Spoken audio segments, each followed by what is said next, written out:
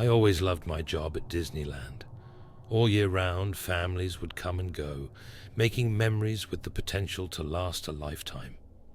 The kids, always so full of life and joy. To a young, naive me, it truly was the happiest place on earth, until it wasn't. The night before everything changed, I didn't get any sleep. I couldn't. My mother had just gotten her cancer diagnosis, and I felt sick from the news. Everyone told me that I should take some time off, but I couldn't bear the thought. Working at Disneyland was all I really had to do to occupy my time. It was the only thing keeping my mind busy. I was manning one of the more obscure coaster-type rides, a relief, seeing as how it was always guaranteed to be quieter than the bigger main attractions. And I had just sent the cars on their way around the track. The crowd was made up of the usual parents or grandparents, with young children mostly coming to the end of their Disney adventure, having seen everything else that the park had to offer. As they disappeared out of sight around the bend, I felt my eyelids begin to grow heavier and heavier until they closed entirely. Suddenly, awakened in the chair, startled by the commotion coming through the walkie-talkie on my belt. I grabbed at it groggily as the unintelligible voice on the other end became even more inconsolable. Through the sobs, I figured out that it was my co-worker, Anne, one of the nicer ones around there. She was hysterical and entirely unable to speak with any sense. After a minute or two, she managed to regain her composure just enough to wail the words below the tracks so loudly and so hoarsely that I had to pull the walkie-talkie away from my ear, switching from my awkward pacing around the platform to a full-on dash through the maintenance door and below the tracks. I saw her, Anne, hunched in the fetal position at my feet, rocking in the dirt. She whimpered, pointing a shaking finger. I followed it, and walking cautiously over, I understood. The child couldn't have been any older than 10 or 12, although the lack of a head made it difficult to tell. The clothing, shorts, Mickey t-shirt, and a single remaining sneaker was so bloodied as to make it hard to even discern the gender. The body lay there in the dirt, crumpled and mangled by the fall, and the many knocks it must have taken on the way down. I felt my stomach turn as I looked up and saw a galaxy of red spattering the metallic maze overhead, and I lost it, moving aside to vomit. "What should we do?" Anne cried, her face scarlet and her eyes aflame with terror. Her question seemed to snap me out of the strange haze that the sight had inspired in me. She began to open her mouth again, but I spoke first, cutting her off. "Did you walk, Phil?" I asked as calmly as I could after recovering. Anne looked up at me as she tearily said, "What?" and nothing else. I grabbed her by the arm and asked her again, explaining in my own frantically robotic way through my fugue that park protocol dictated that management be alerted immediately in the event of an accident. "He's dead! He's dead!" was all Anne could seem to say, so I found myself shaking her harder, spacing the words out as I yelled over her repetitions, asking, "Have you walkied Phil?" She uttered no, in more of a dying breath than an articulated word, and unthinkingly I pulled the walkie-talkie from my hip. In an entirely flat tone, I pressed the appropriate button and told Phil about the situation in such a matter-of-fact way that somewhere in the back of my mind I was utterly horrified by the coldness of myself in that moment, how detached I was through my shock. He said very little in response, nothing much beyond the lingering silences besides. "Tell Anne not to move. Go back up top and check on the other riders. Say nothing, not until I get there." I did as I was told and urged Anne to stay put. She was sobbing again.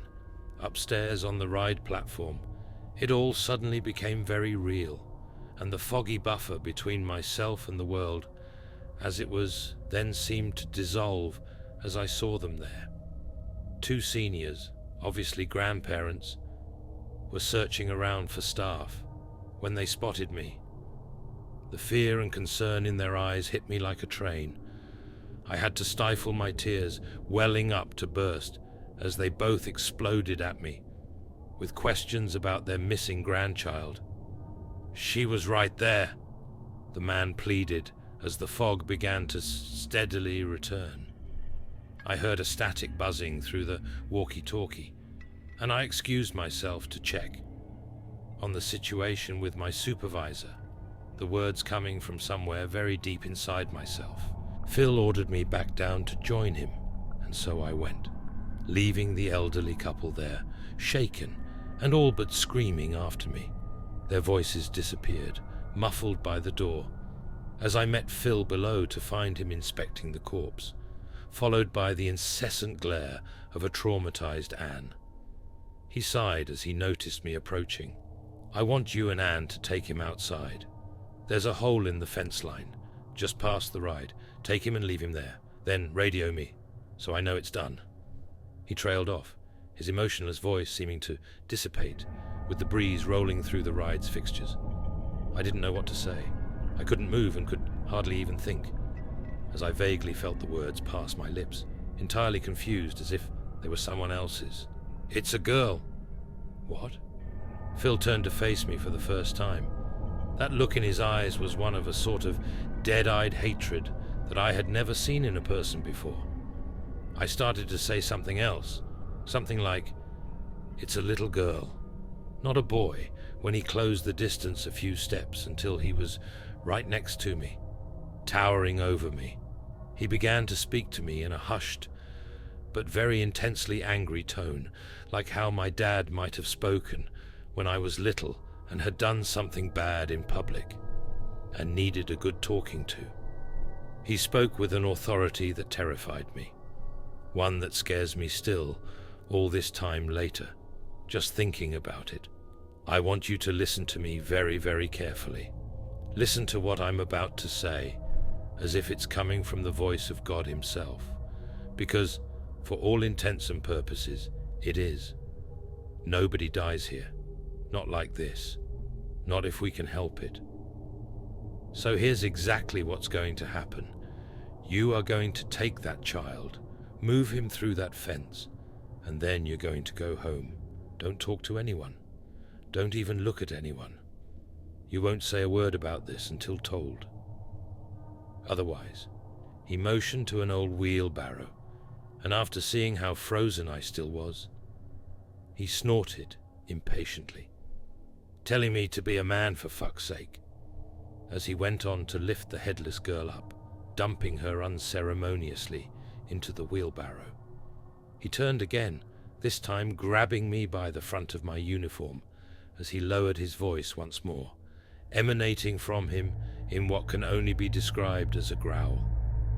"Boy, girl, whatever it was, it's finished now. It's fucking dead. A liability. Are you going to become a liability too?" I just stared back at him, maybe for an eternity, looking into the eyes of this man who I'd known for so long and yet so clearly didn't know at all. Finally, after it became abundantly clear that the question wasn't a rhetorical one, I managed to whisper back a pathetic, almost silent "no," before repeating it again with more clarity and certainty, as it became obvious that these were orders I had no hope of denying. He released his grip and motioned to the lifeless child. As he turned to leave, he sighed again, rubbing at the bridge of his nose as if I had irritated him to no end. He muttered something like, "Just do your fucking job," pulling out his walkie-talkie. I heard him only briefly as he went. Talking to somebody else, he said, "No sign of the head yet," before the door closed behind him, leaving us alone with it. Anne was silent, nothing much but her shallow breaths and hunched posture. To allude to her turmoil, I placed a tentative hand on her shoulder. Shaking, I said, "Let's just get this over with," and we did. We wheeled that girl out to the fence line, where nobody could see, and Anne took her up by the ankles while I reached under the arms. I did my best not to look down at where the head used to be, but the overwhelming wetness beneath my grip as I held onto that already impossibly cold skin, and the stench of the blood seeping into my nostrils, regardless of how hard I tried to hold my breath, forced my eyes back onto it, and my stomach emptied again. Thankfully, I managed to turn my head as my hands went limp, and the tiny corpse fell to the grass on the other side of the fence. I broke down crying then, pulling Anne close to me as I embraced her. She cried too, and when we couldn't cry anymore, we both went our separate ways. I moved the wheelbarrow, then I walkie-dee Phil. After that, I headed to get my stuff and clean up. Then, as if it were just any other day, I went home, shuffling away from the bus stop, like more of a zombie than the human being I had left my front door as that morning. Phil called my house later that night. My mother answered. He never asked for me. He just told my mom that I wouldn't be needed at work for the foreseeable future, while this whole situation was straightened out, and reminded her of certain terms I had agreed to in my employee contract. Mum made it seem as though Phil's call was somewhat off, accusatory almost, and for an entire month I existed as little more than a shell of my former self, thinking I was entirely to blame for what happened.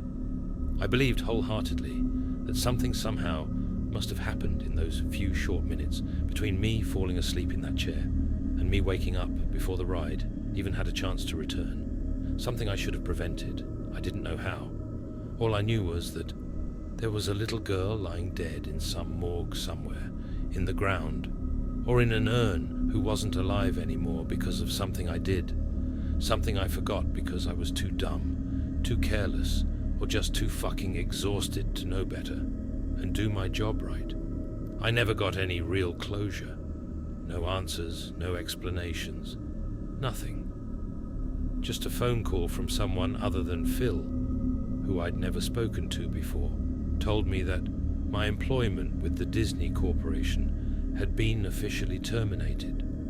The news reports said nothing about culpability, either on my, Disney's, or anyone else's part.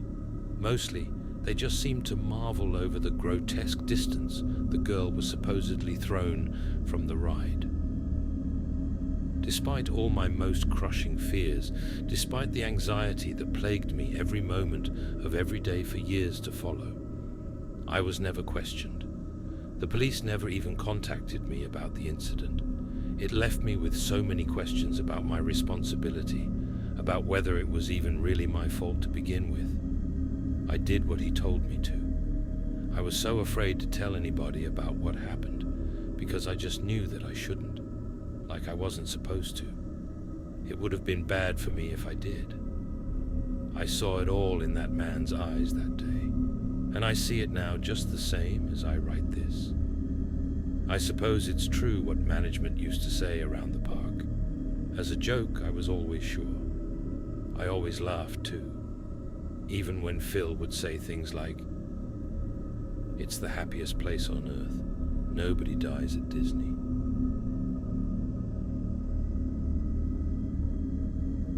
Working as the night auditor at popular hotel chain, I was fortunate enough to meet many interesting people. It seemed as though the insomniacs who would leave their rooms at night looking for some company were always the most interesting of people. In my time there, I learned that everyone has a story to tell, and this one in particular I can never forget. There was an older woman, most likely in her late 60s. She was a retired nurse at the psychiatric institution downtown. Each night she was at the hotel, she would come down to talk to me at the same time, 3:25 a.m. I was always grateful to see her, not only for the amazing stories she had to share, but also it was around that time when I was struggling to stay awake the most. Most nights she would tell me stories about her children or grandchildren, and occasionally she would tell me about past work experiences. Some of her patients were still at the institution, so she was required by law to leave out any identifying details. One night when she had come down, she appeared to be disturbed by something. At this point, I have been talking to her for about a month, as her house had flooded, and she was placed in our hotel until the repairs could be made. I asked her, "What's wrong?" She hesitated, dazing off into the distance for a few seconds. I could tell she was being haunted by whatever happened to her that day. She eventually came to, then turned to me and said, "Let me tell you about an old patient of mine." I replied, "Sure thing," and then made us a fresh pot of coffee. It was a common practice of ours to move to the lobby couches, where it was much more comfortable. We would stay up together drinking coffee until it was time for me to get breakfast ready for the other guests, and then she would head back up to her room to try and get some rest. There was a man who was transferred to my ward shortly after I started working there. Most days he was very polite, and you couldn't even tell that there was something wrong. We each took a sip of our coffee, and she continued, "That man passed away last week." I offered her my condolences. Then she added, "When I said most days, there were times where he would have these fits of uncontrollable rage. He would spout while kicking and screaming, seemingly nonsensical phrases, and we would have to restrain and issue sedatives to calm him down." She had never told me anything like this before, and I was intrigued to say the very least. Then she said, "Today, while I was at the store, I heard his voice from behind me saying the usual nonsense. Black car, oak tree, yellow jacket. When I turned around, I only caught a glimpse of him in the corner of my eye before he disappeared. I thought nothing of it and continued shopping. When I finished and began loading the groceries in my car, a man wearing a yellow jacket driving a black Camaro stopped next to me and asked where the nearest gas station was. Remembering my former patient's words from before, I was spooked a little bit, but brushed it off as coincidence. I gave the man his directions and he went on his way. Several minutes later, I had finished loading the groceries into my vehicle and started back to the hotel. Traffic was horrendous the entire way. As I was inching my way down the street, I saw police zoom past me. Shortly after, fire truck and ambulance. As I approached the source of the traffic jam, I was horrified. The man from earlier appeared to have lost control of his vehicle and crashed into a tree, an oak tree to be exact. I remember not really knowing what to think about what she told me. I muttered, maybe it was all just a coincidence. She smirked, sensing my empathy before finally agreeing, perhaps. Before we knew it, the alarm I had set for myself to get breakfast ready had sounded. She then took her coffee and headed back to her room for the night. A day or two went by, and she appeared to have accepted the events that took place as a coincidence and moved on with her life. That was until the following Friday, the last time I would speak to her before my work week was through. When she came down, she had the same horrified look on her face. We sat down, got coffee, and began to converse as we usually did. She was quick to tell me, "I was in my room watching TV this morning when I swore I heard his voice again. The voice screamed in the same frantic, delusional tone that he once did in the ward. FedEx 6 cul-de-sac. I then sprung from my bed, searched my entire room, and found nothing. As I went to turn off the TV, I saw a glimpse of the man on the patio. I started towards the door leading outside, and before I got to it, he was gone." At this point, I was just as startled as she was, because I knew what she was going to say next. As I was eating my dinner and watching the news, I saw a story of a shooting in Houston. It was a FedEx employee seeking revenge on his ex-wife. This man managed to execute 6 members of her family in his pursuit, but was caught before he could find out where she was. The news showed the man's vehicle surrounded by police. in a neighborhood cul-de-sac. I had seen this story earlier that night on the lobby TV, as I would spend most of the night watching the news to pass the time. I didn't know what to say. I sat there waiting for her to speak again, and she just went up to her room early that night. I was concerned for her well-being, because at this point, I saw her as a mother figure to me. After my shift was over, I spent most of the weekend trying to figure out what was going on with that poor woman. I remember thinking, is she just senile? Surely she is just making this up. Despite thinking this, I had not known her to tell a lie. She was always so genuine when we spoke. I looked forward to returning to work to see how she was, come Monday. She didn't come down like she usually did. I checked our guest list to see if she was still checked in, and sure enough, she was. Assuming she needed space, and understandably so, I let her be. She didn't come down again until that Thursday, when she had yet another encounter with the man who haunted her. This time she didn't tell me what she had seen or heard. She just tried to make small talk and forget what was going on in her life.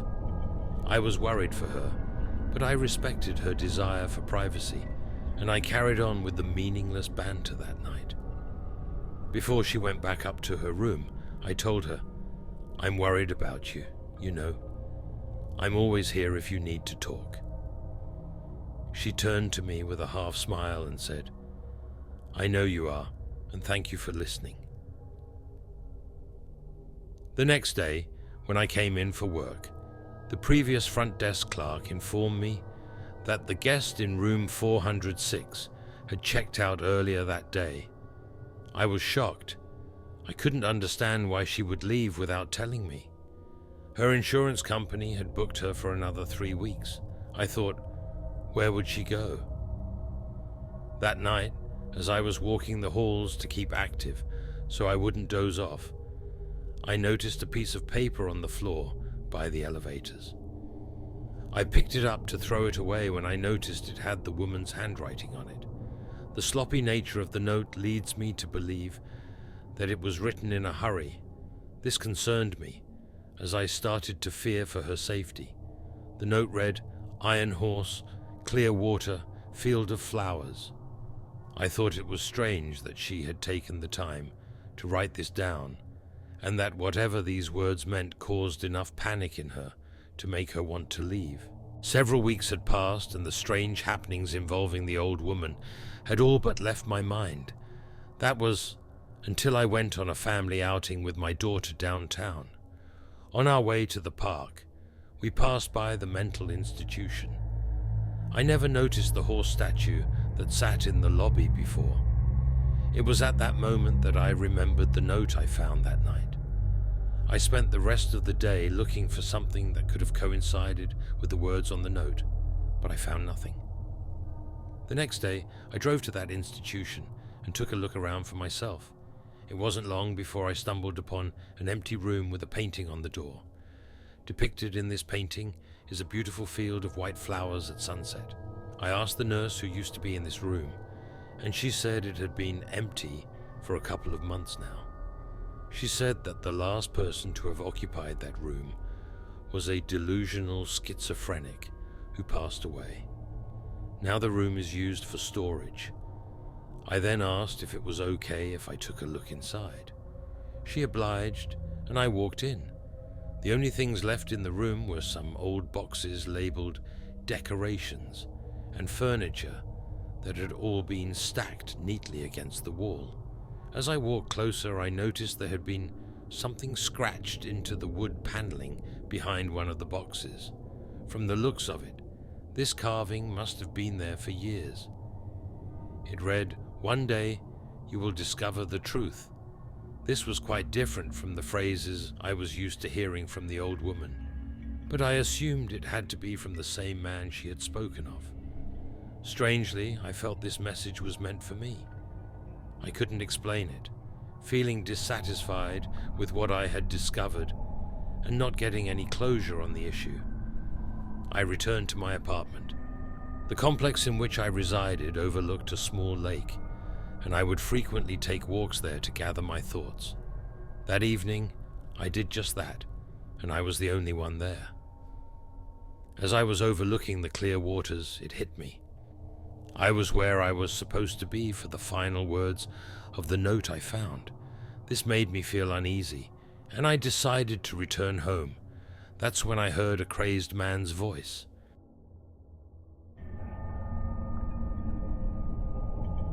It was a normal day working at a small hotel in the middle of nowhere. There were signs that the building was haunted, even though I never noticed. Suddenly, the building was on fire. Everybody was in a bit of a panic.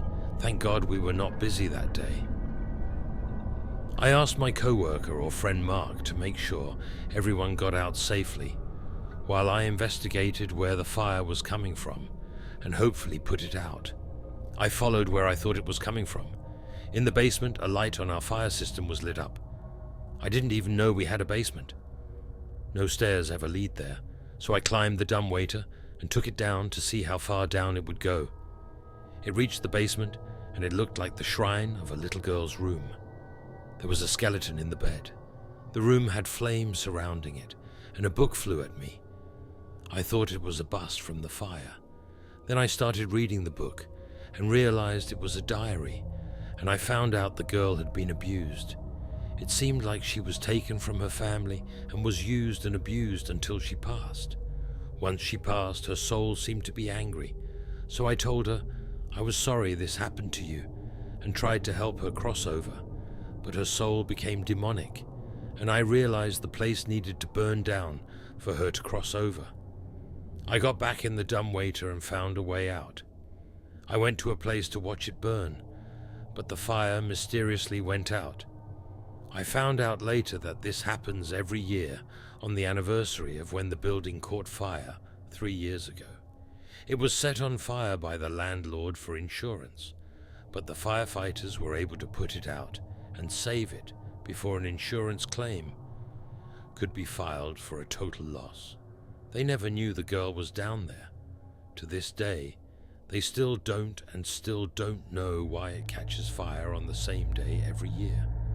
The basement was the only thing that fully burned without anyone knowing, and it was written off as a kitchen fire and sealed away forever.